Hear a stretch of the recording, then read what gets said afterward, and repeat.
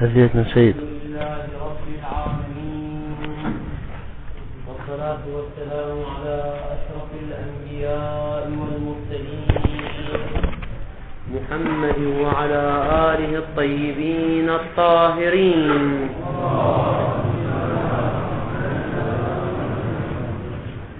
كان كلامنا في الاستدلال على الوضع للأعم بالدليل الثالث، وهو استدلال المعصوم سلام الله عليه بقوله تعالى: لا ينال عهدي الظالمين، لإثبات عدم جدارة الثلاثة لتسنم منصب الولاية الإلهية. ونحن في مقام الرد قلنا الأوصاف على ثلاثة أنحاء. النحو الأول ما لنا علاقة به، المهمان النحو الثاني والثالث: أن الوصف دخيل في الحكم حدوثا لا بقاء، والنحو الثالث أن الوصف دخيل في الحكم حدوثا وبقاء، يعني يشترط أن يستمر حتى يبقى الحكم. قلنا استدلالهم مبني على النحو الثالث، ولكن لا قرينة عليه، وإنما القرينة على الرأي الثاني، وهذه القرينة هي مناسبات الحكم والموضوع، حيث أن الآية في مقام بيان مقام وعظمة الإمامة كمنصب إلهي، وأنها عهد الله ولا يناله أي ظالم. وهذا يتناسب مع النحو الثاني، أي أن مجرد التلبس بالظلم ولو آن الماء وإن لم يستمر يحرم هذا المتلبس، وإن انقضى عنه التلبس إلى الأبد يحرمه من منصب الإمامة. هذا ما قلنا في الدرس السابق. إن قلت قد يأتي مستشكل فيقول: الإمام سلام الله عليه لا يريد أن يستدل على الخصم بالقرينة المقامية أو مناسبات الحكم والموضوع، وإلا لو كان استدلاله مبنيا على القرينة لكان الاستعمال في الحقيقة هو استعمال مجازي، يعني يكون إطلاق كلمة الظالم وتطبيقها على الثلاثة سيكون إطلاقا مجازيا، لأن الإمام سلام الله عليه اعتمد على القرينة. الاعتماد على القرينة معناه المجازية، بينما ظاهر الحال أن الإمام سلام الله عليه يستدل بالدلالة الوضعية. فالإمام كأنه يريد أن يقول كلمة الظالم تصدق على هؤلاء وضعا وحقيقة، دلالة وضعية مو دلالة بالقرينة. إذا كانت دلالة وضعية هذا يناسب القول بالأخص والقول بالأعم. هذا القول بالأعم، يعني إذا استعملت كلمة الظالم في هؤلاء الثلاثة الذين انقضى عنهم التلبس بالظلم واستعملت بالدلالة الوضعية الحقيقية، هذا يعني الوضع للأعم. هذا ما يقوله المستشكل. الجواب: نجيب بجوابين. الجواب الأول: من قال لك أن الإمام سلام الله عليه قد تمسك بالدلالة الوضعية لا يمكن أن يكون الإمام قد تمسك بالظهور المعتمد على القرينة، بالظهور العرفي الذي يقبله العقلاء. العقلاء يقبلون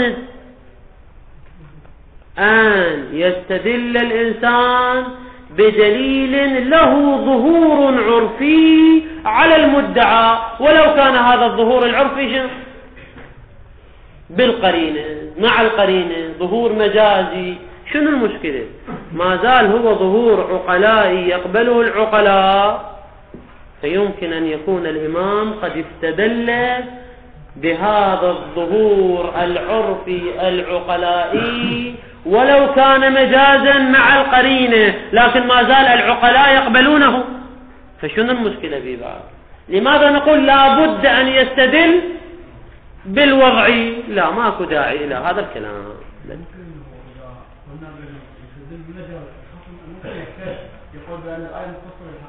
صحيح، هذا في الظهور الخفي الذي لا يقبله العقلاء.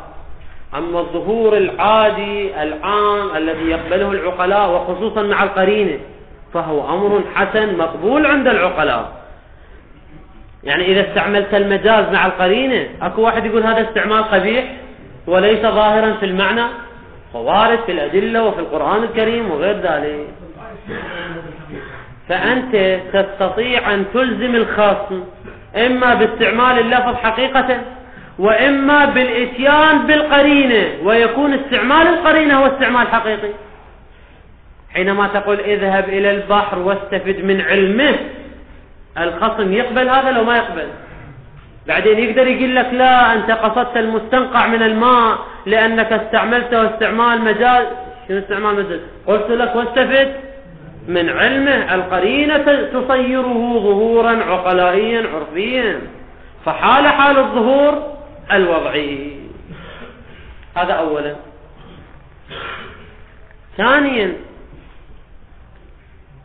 من قال لك إن استعمال الإمام سلام الله عليه هنا هو استعمال مجازي حتى تقول هذا لا يلزم الخاص؟ قلنا نحن في الدرس السابق أن استعمال المشتق بلحاظ الفرد المنقضي عنه التلبس إن كان بلحاظ الجري والإسناد فهو استعمال مجازي، أما إذا كان بلحاظ حال التلبس فهو استعمال حقيقي. بعبارة أخرى، استعمال الإمام هنا للمشتق هو استعمال حقيقي، سواء على النحو الثالث أو على النحو الثاني. أما على النحو الثالث فيكون استعمالا حقيقيا حتى في حال الجري والإسناد. اللي هو شنو النحو الثالث؟ لا، حدوثا وبقاء، حدوثا وبقاء. فإذا كان الحكم يحتاج إلى الحدوث والبقاء والإمام حكم بوجود الحكم الآن، إذا لابد من صدق الظالم حقيقة الآن ولو في حال الجري والإسناد. أما إذا قلنا بالنحو الثاني أنه حدوثا لا بقاء فيكفينا أن نحمل شنو؟ بلحاظ حال التلبس، فيكون استعمالا حقيقيا. ولا يشترط أن نستعمل المشتق لا بلحاظ حال التلبس. يعني شنو لا بلحاظ حال التلبس؟ يعني بلحاظ الجري والإسناد. يعني إن استعملناه بلحاظ الجري والإسناد فهو مجاز، وإن استعملناه بلحاظ التلبس فهو استعمال حقيقي. فيمكننا أن نحمل كلام الإمام على إرادة حال التلبس، ولا يوجد دليل على لابدية أن نحمل كلام الإمام على حال الجري والإسناد وعدم حمله على حال التلبس لا نحمله على حال التلبس فيكون استعمالا حقيقيا.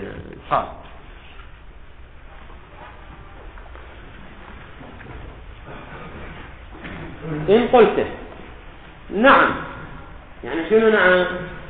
يعني نقبل أن الآية وردت لبيان عظمة الإمامة، هذا نقبله، ولكن الظاهر أن الإمام عليه السلام إنما استدل بما هو مقتضى، بما هو قضية يعني بمعنى مقتضى، بما هو قضية ظاهر العنوان، يعني عنوان الظالم، لكن ظهور العنوان وضعا، يعني الإمام استدل بالدلالة الوضعية لا بقرينة المقام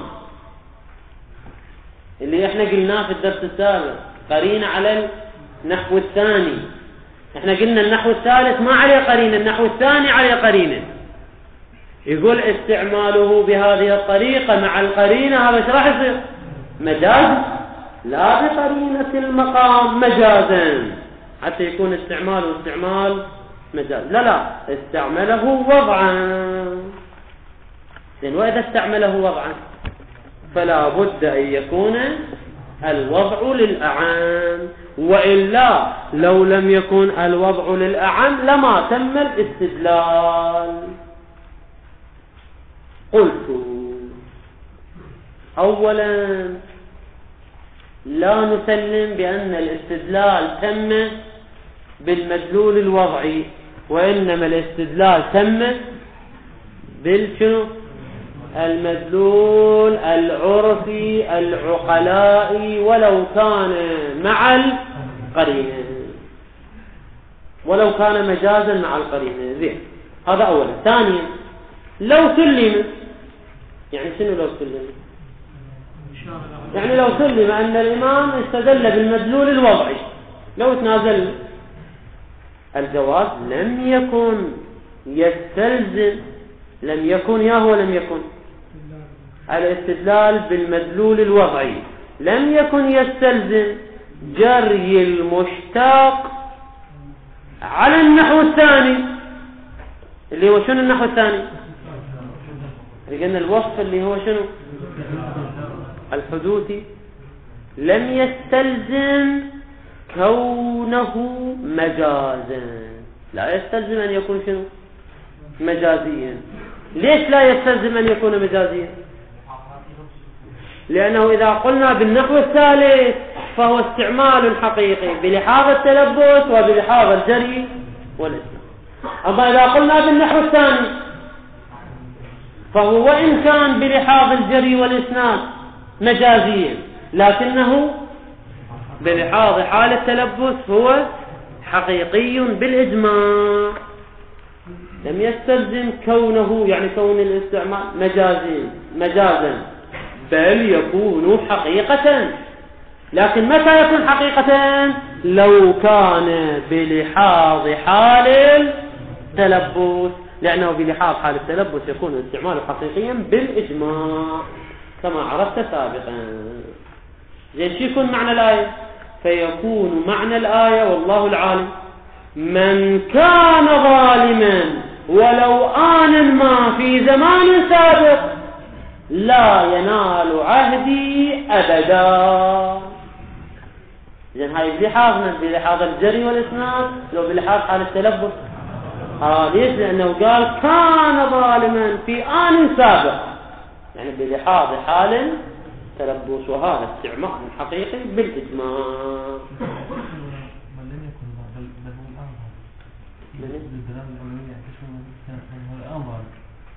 هذا بعد من باب أولى. لا، الآن إذا قلنا ظاهرا الآن هم ليسوا ظلما، الآن ظاهرا هم ليسوا ظلما، لأن نريد أن نلزم الخاص. لذلك يقول ومن الواضح أن إرادة هذا المعنى هذا لا يتوقف على شنو؟ على الوضع للأعام، وأن نحمل بلحاظ الجري والإسناد. لا، يمكن أن نحمل بلحاظ حال التلبس فيكون استعمالا حقيقيا. أن إرادة هذا المعنى من كان ظالما ولو آنا ما لا ينال عهدي أبدا لا تستلزم الاستعمال لا بلحاظ حال التلبس، أي لا بلحاظ حال التلبس خليها بين قوسين، يعني حال الجري والإسناد. حتى ليش نعبر بهذا التعبير الموهم؟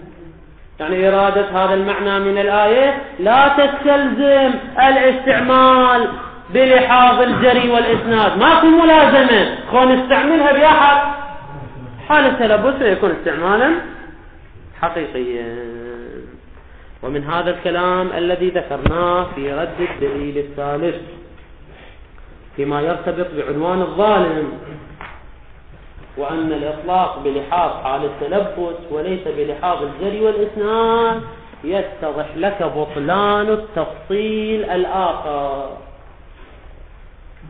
اللي أشرنا له سابقا، وهو أن نفصل بين كون المشتق محكوما به أو محكوما عليه. فإن كان محكوما عليه فهو موضوع للأعم، أما إذا كان محكوما به فهو موضوع للأخص. واستدلوا بقوله تعالى والسارق والسارقة فاقطعوا أيديهما. هنا كلمة السارق صارت محكوما به أم محكوما عليه؟ محكوما عليه، لأن مبتدئ موضوع، فهي موضوعة للأعم، يعني نقيم عليه الحد متى؟ بعد انقضاء التلبس، بعد انقضاء التلبس وقيام البينة، وهي كلها مرحلة شنو؟ متأخرة. فنطلق عليه كلمة السارق مع أن التلبس انتهى وانقضى، هذا يعني أنه موضوع للأعم، بخلاف قولنا زيد سارق، فهنا كلمة سارق موضوع علم للأخص، أو زيد ضارب موضوعة للأخص. فإذا كان مبتدأ فهو موضوع للأعم، وإن كان خبرا فهو موضوع للأخص. هذا التفصيل يرد عليه جملة من الإيرادات. الإيراد الأول ما ذكرناه قبل قليل من أن إطلاق لفظ السارق عمن انقضت عنه السرقة، يعني في الفرد المنقضي، هذا إطلاق مجازي لو حقيقي؟ إطلاق حقيقي. وإن كان إطلاقا حقيقيا لكنه لا يستلزم الوضع للأعام. عزيز، شلون الوضع مو للأعام والإطلاق حقيقي؟ شلون يصير؟ يعني هو قد سرق قبل شهر، كيف نطلق عليه هذا اليوم كلمة السارق إطلاقا حقيقي؟ الجواب بلحاظ حال التلبس وليس بلحاظ حال الجري والإسناد. هذا الرد الأول. الرد الثاني إن كلامكم هذا يستلزم تعدد الوضع، يعني المشتق سيكون مشتركا لفظيا، يعني موضوع بوضعين. الوضع الأول إن كان مبتدأ فهو موضوع للأعم. الوضع الثاني إن كان خبرا فهو موضوع للأخص. هذا يستلزم وحدة الوضع لو تعدد الوضع، هذا تعدد الوضع ولم يلتزم بذلك أحد. ثالثا ماذا تقولون في المشتق الذي لم يقع محكوما به أو محكوما عليه؟ يعني لم يقع مبتدأ ولا خبر، بل وقع فضلة كالحال والتمييز وغير ذلك، كما لو قال المتكلم رأيت زيدا سارقا، فهنا كلمة سارق لا هي محكوم به ولا هي محكوم عنه، هي مجرد حال. رأيت زيد حال كونه سابقا. فهذه ماذا تقولون فيها؟ هل تقولون بالوضع للأعام؟ تقولون بالوضع للأخص؟ لم يظهر من كلامكم أي شيء في هذا الخصوص. زين، هذه جملة من الردود التي رددنا بها على هذا القول بالتفصيل. قال: ومن قولنا قبل قليل أن كلمة الظالم هي استعمال حقيقي لكن بلحاظ حال التلبس، ومنه قد انقدح ما في الاستدلال. افتح قوس. الاستدلال على ماذا؟ على التفصيل بين المحكوم عليه والمحكوم به. فالمحكوم عليه موضوع من للعام، والمحكوم به باختيار عدم الاشتراط. يعني شنو عدم الاشتراط؟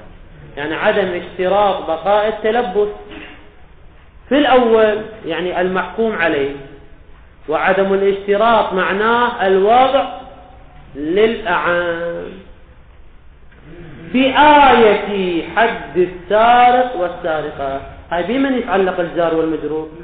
بكلمة الاستدلال عليه بآية حد السارق والسارقة والزاني والزانية. تقريب الاستدلال أن السارق والزاني متى يقام عليهم الحد؟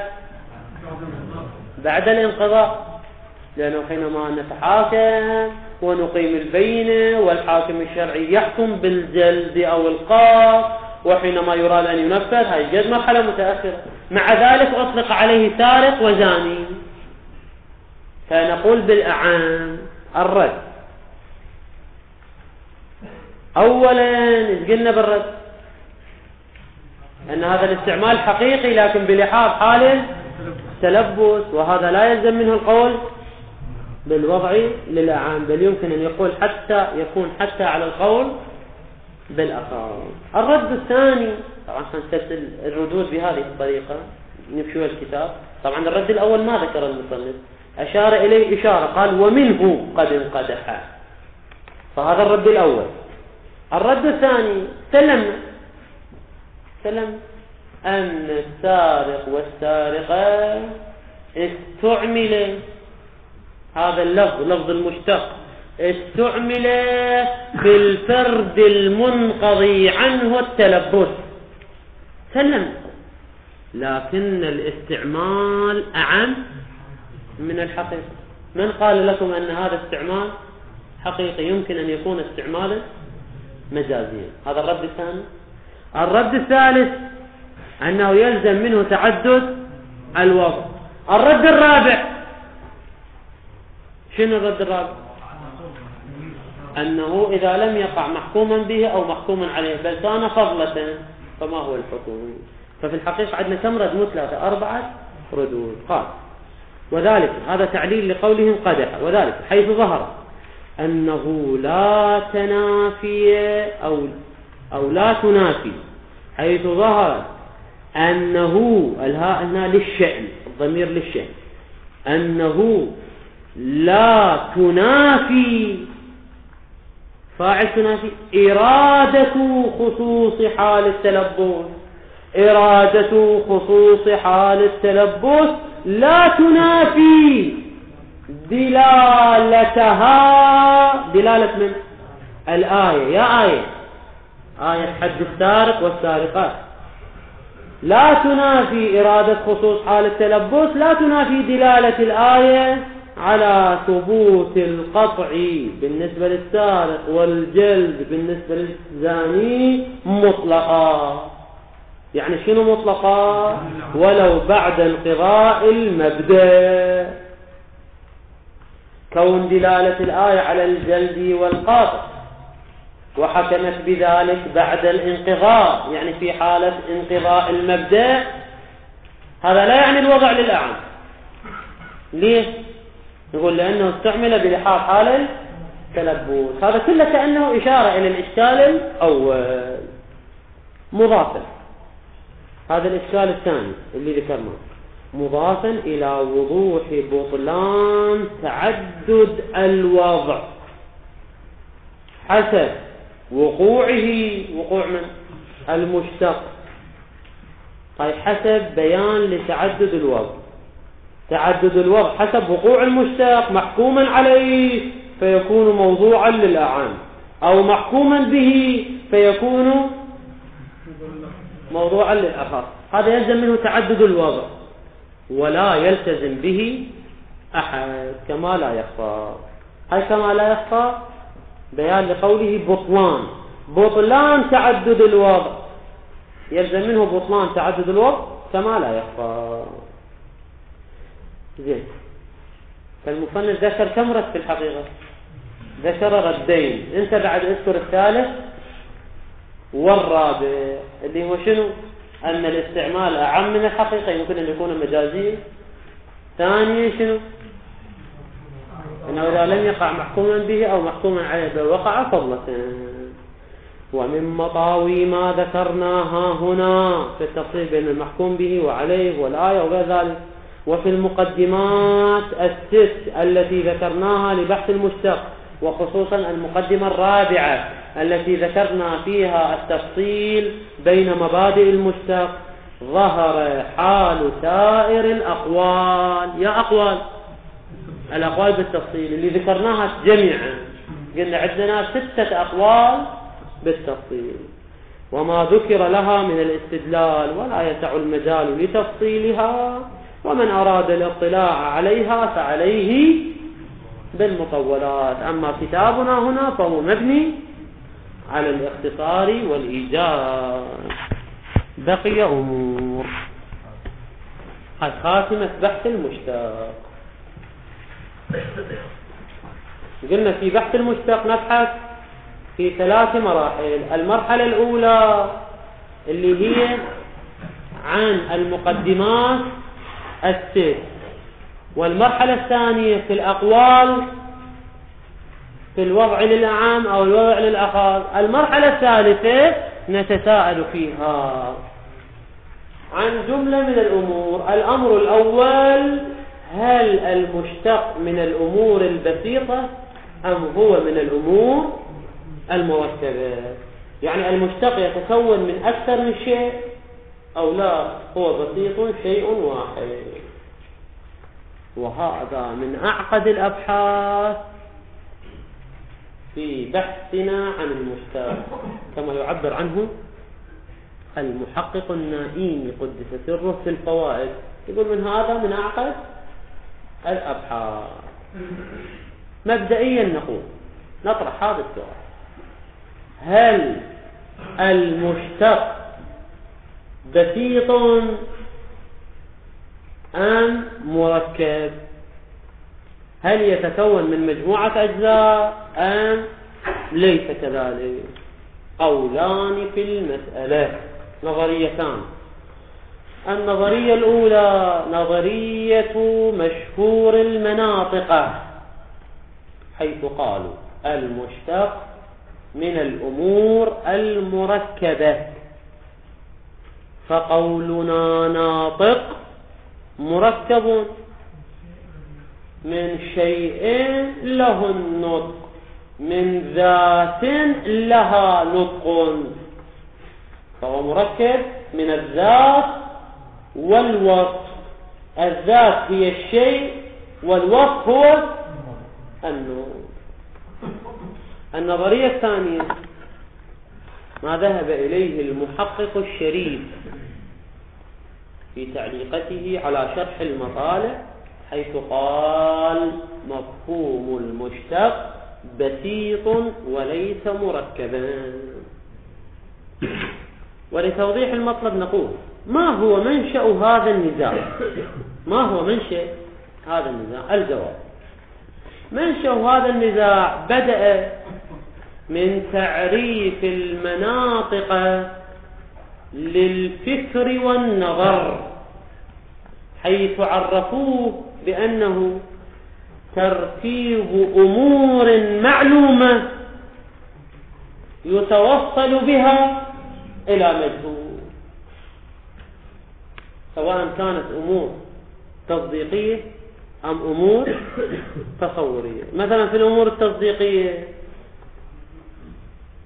نقول مثلا العالم حادث، وكل حادث ممكن فالعالم ممكن، فأنا استخدمنا الصغرى والكبرى لنتوصل إلى النتيجة. وهكذا في المبادئ التصورية، كيف نتوصل إلى حقيقة الإنسان؟ نقول حيوان ناطق، فعن طريق الجنس والفاصل فهمنا وعلمنا بحقيقة الإنسان. وأشكل على تعريف المناطق هذا، على تعريفهم هذا أشكل بأن قولكم الفكر والنظر هو ترتيب أمور معلومة، فاستعملتم في التعريف كلمة أمور، والأمور جمع أمر، والجمع أقله 2 على قول المناطق، وأقله 3 على مشهور اللغويين. المهم على الأقل، هسه خلينا نحكي على الأقل، أقله 2. فإذا كان الفكر هو ترتيب أمور، فعلى الأقل الفكر هو ترتيب أمرين للوصول إلى النتيجة. ويلزم من ذلك خروج بعض الأفراد، فيخرج فردان. الفرد الأول الحد الناقص الذي يكون بالجنس البعيد والفصل أو بالفصل وحده، كما لو قلنا الإنسان جوهر ناطق، أو قلنا ماذا؟ الإنسان ناطق. فعلى فرض التعريف بالفصل وحده، على فرض التعريف بالفصل وحده، هنا شنو راح يصير؟ توصلنا عن طريق أمر واحد إلى النتيجة، ولم نرتب أمرين، وإنما قلنا الإنسان ناطق، ذكرنا كلمة ناطق، وعن طريق هذا الأمر الواحد توصلنا إلى المعلومة. فراح يكون خارج عن تعريفكم، لأن تعريفكم هو ترتيب أمور، ونحن لم نرتب أمورا، وإنما رتبنا أمرا واحدا وهو قولنا ناطق. مع أنكم أيها المناطق تقولون هذا تعريف صحيح ومقبول. هذا النقض الأول. النقض الثاني في الرسم الناقص اللي هو بالجنس البعيد والخاصة أو بالخاصة وحدها. لو كان بالخاصة وحدها يعني ما هو الإنسان؟ ضاحك. يعني إذا كان بالخاصة وحدها هنا رتبنا أمرا أم رتبنا أمور؟ رتبنا أمرا واحدا، فيكون داخلا في تعريف المناطق أو ليس داخلا؟ ليس داخلا، وهذا نقض ثاني. إذن تعريفكم أيها المناطق ليس جامعا، لأنه يلزم منه خروج الحد الناقص إذا عرفنا بالفصل وحده، ويلزم منه خروج الرسم الناقص إذا عرفنا بالخاصة وحدها. هذا إشكال أوردناه على ماذا؟ على تعريف المناطق للفكر والنظر. أجاب عن ذلك قطب الدين الرازي، أجاب عن ذلك قائلا: صحيح أنكم في هذين الموردين ترون كلمة واحدة وهي ناطق وضاحك، ولكن هذه الكلمة مشتق وهو مركب من شيئين، من ذات ووصف.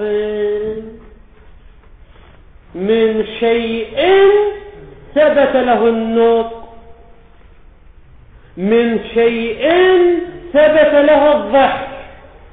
فحينما نقول الإنسان ناطق، يعني شنو الإنسان ناطق؟ الإنسان شيء له نطق، يعني ذات اتصفت بالنطق. وهذا ترتيب أمر واحد لو ترتيب أمرين؟ ترتيب الأمرين. إذن هذا الإشكال ليس واردا. ترتيب أمور، يعني أمور على نحو البدل، أي أمر مرة ضاحك مرة.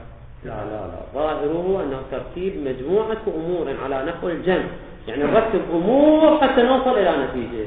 والمناطق يقولون نعم نرتب صغرى وكبرى، نرتب جنس وفاصل، فما نرتب شيء واحد. زين، هذا جواب الرازي. وأشكل عليه، استفسر وياي بالمطلب، لأن قال وأشكل وأجاب وهكذا. الآن عرف المناطق كذا وأشكلنا عليهم وأجاب الرازي. الآن نشكل على جواب الرازي. أشكل المحقق الشريف على كلام الرازي قائلا: ماذا تقصد من دخالة الشيء في مفهوم الناطق والضاحك؟ انت مو تقول شيء له النطق وشيء له الضحك، هاي الشيء شنو مقصودك منه؟ هل هو مفهوم الشيء، يعني الشيء بالحمل الأولي، أم مقصودك مصداق الشيء، يعني الشيء بالحمل شاع؟ وكلاهما باطل ولا يمكن الالتزام به. بعبارة أخرى يقول له فرضان لا ثالث لهما: إما أن تقول دخالة مفهوم الشيء بالحمل الأول، وإما أن تقول بدخالة مصداق الشيء، يعني الشيء بالحمل، وكلاهما باطل. أما الأول اللي هو شنو الأول؟ أن نقول إن مفهوم الشيء بالحمل الأولي دخيل في حقيقة الناطق، فجوابه هذا باطل ويلزم منه الإشكال. لماذا؟ لأن الناطق من الذاتيات لو من العرضيات، من الذاتيات لأنه الفصل. زين، وإذا كان من الذاتيات، زين نسأل سؤال: كلمة الشيء أو مفهوم الشيء، مفهوم الشيء بالحمل الأولي اللي جعلت دخيل في الناطق، مفهوم الشيء ذاتي لو عرضي؟ عرضي. طبعا ليش عرضي؟ لأنه يصدق على المتناقضات، يصدق على المتناقضات أنها أشياء. يقول هذا شيء موجود وهذا شيء معدوم، فهو عرض عام. فإذا كان مفهوم الشيء بالحمل الأولي الذي هو عرض عام دخيلا في مفهوم الناطق الذي هو ذاتي، لزم من ذلك تقوم الذات بالعرضي. وهذا ممكن لو مستحيل؟ هذا مستحيل. ليش مستحيل؟ ليش مستحيل؟ لأن العرضي قسيم للذات في عرضه، فكيف يكون جزءا منه؟ هو مباين له، فكيف يكون المباين جزءا ودخيلا في الثاني في مباينه؟ هذا مستحيل وليس معقولا. إذن الفرض الأول السابق باطل ومشكل. أما الفرض الثاني، يعني شنو الفرض الثاني؟ يعني مقصودة مصداق الشيء، فيرد عليه أنه يلزم الانقلاب. طبعا مو الانقلاب العسكري خاف يطوقوننا هسه يعني، لا، الانقلاب من كون القضية ممكنة إلى صيرورتها قضية ضرورية. مثلا حينما نقول الإنسان ناطق اللي هي محل كلامنا، هاي ممكنة لو ضرورية؟ ممكنة بالإمكان الخاص، لكن إذا فسرنا الناطق بالشيء ومقصودنا من الشيء يعني مصداق الشيء، فايش راح يصير؟ الإنسان شيء ناطق، والشيء عرفناها بالمصداق، وهنا المصداق طبعا هو مو مصداق الفرد، مصداق من؟ لابد أن يكون مصداق للإنسان. فايش راح تصير العبارة؟ الإنسان إنسان له النطق، الإنسان إنسان له النطق. وهذه القضية الإنسان إنسان له النطق، هذه قضية ضرورية، لأن ثبوت الشيء لنفسه ضروري وسلبه محال. إذن إن أردت المفهوم لزم دخالة العرض في الذات، وإن أردت المصداق لزم انقلاب القضية من كونها ممكنة إلى قضية ضرورية، وكلاهما باطل. هذا إشكال من المحقق الشريف على الرازي. والنتيجة من هذا الإشكال إذن لا بد أن نقول إن المشتق بسيط وليس مركبا كما تقول أيها الرازي. قال طبعا بعدنا حماسا من المطلب. الآن يأتي صاحب الفصول ويشكل على من؟ على المحقق الشريف، ثم بعده يأتي المحقق الأقل ويشكل على صاحب الفصول، وهكذا. زين. الأول بساطة مفهوم المشتق. إن مفهوم المشتق على ما حققه المحقق الشريف في بعض حواشيه في حاشيته على شرح المطالع. طبعا شرح المطالع الشرح للرازي وهو قد حشى عليه. زين. إن مفهوم المشتق بسيط. شلون بسيط؟ يقول صحيح أن قولنا ناطق يعني ذات اتصفت بالنطق، يعني يوجد ذات ويوجد وصف، هذا نسلم به. لكن المشتق لا هو الذات ولا هو الوصف ولا مركب من الذات والوصف، وإنما هو منتزع من ثبوت الوصف للذات، فهو بسيط وليس مركبا، منتزع عن الذات باعتبار تلبسها بالمبدأ واتصافها بالمبدأ، غير مركب.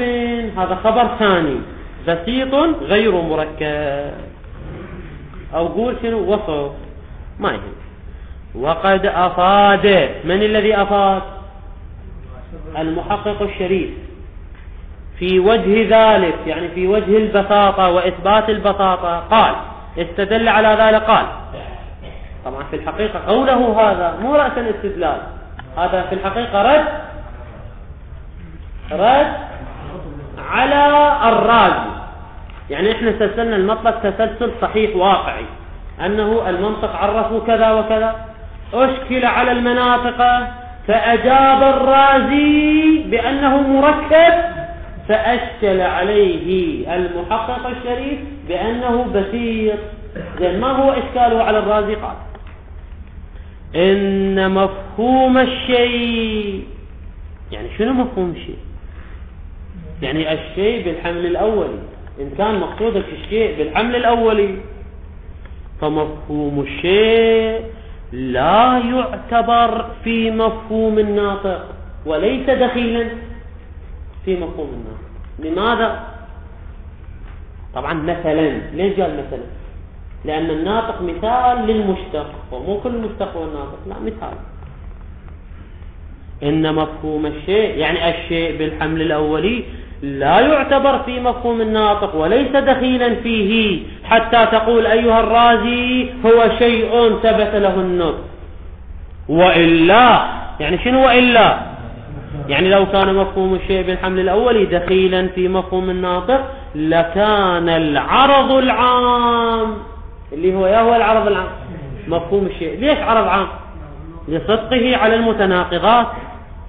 وإلا لكان العرض العام داخلا في الفصل، مع أن الفصل ذاتي فيلزم دخول العرض العام في الذاتي، وهذا مستحيل لأنه قسيم له مباين له ضد له، فكيف يكون دخيلا فيه؟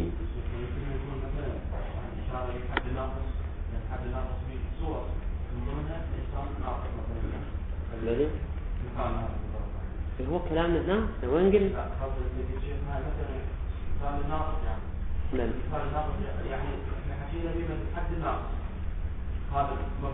تقدر نفس الشيء. المهم يعني كلامنا ما مختص بالنص، بالضاعف بغيره بأي مثال تجيبه إنه تجيبه ماكو مشكلة. زين، هذا بالنسبة إذا أراد الحمل الأول. زين، لو أراد الحمل الشاع ولو اعتبر فيه يعني في مفهوم المشتق وهو الناطق، ماذا اعتبر فيه؟ ما صدق عليه الشيء، يعني الشيء بالحمل شاع يعني مصداق الشيء. ايش راح يلزم؟ انقلبت مادة الإمكان الخاص إلى الضرورة. ليش تنقلب إلى الضرورة؟ لأن قولنا الإنسان ناطق وممكن بالإمكان الخاص. لكن إذا أردنا المصداق ودخالة مفهوم دخالة مصداق الشيء، ايش راح يصير؟ الإنسان ناطق، الإنسان إنسان له النطق، وهذا ثبوت الشيء بنفسه ضروري. انقلبت مادة الإمكان الخاص ضرورة، يعني صارت ضرورة، صار انقلاب. زين، فإن الشيء، هذا توضيح للانقلاب، فإن الشيء أو توضيح للضرورة، فإن الشيء الذي له الضحك هو الإنسان. يعني المصداق هنا المقصود به هو مو مصداق الفرس، مصداق الإنسان. فالشيء الذي له ضحك أو الشيء الذي له نطق هذا هو الإنسان. فإذا نقول الإنسان شيء له ضحك والشيء الذي له ضحك هو الإنسان، شو راح يصير؟ الإنسان إنسان له ضحك. وثبوت الشيء لنفسه ضروري وسلبه عنه ممتنع. طبعا ليش هنا قال الضحك؟ ليش بدل من الناطق إلى الضحك؟ لأن الجواب الأول لا يجري في الضحك، أو الجواب الثاني لا يجري في الناطق، لا يجري هذا في ذاك ولا ذاك في هذا. لأن لو قلنا مصداق الناطق مثلا، قد واحد يقول مصداق الناطق هو نفسه مصداق الإنسان، يأتي نفس الإشكال. لكن لو قلنا بالحمل الأول خليناه للضاحك، في مثال الضاحك شو راح يصير القضية؟ شيء له ضحك، وأردنا من الشيء مفهوم الشيء، فمفهوم الشيء اللي هو عرض عام راح يصير دخيل في مفهوم الضاحك، والضاحك وليس أمرا ذاتيا حتى يلزم دخول العرض في الذاتي. لذلك بدل من الناطق إلى الضاحك، ولم يذكر الضاحك في المثالين أو الناطق في المثالين.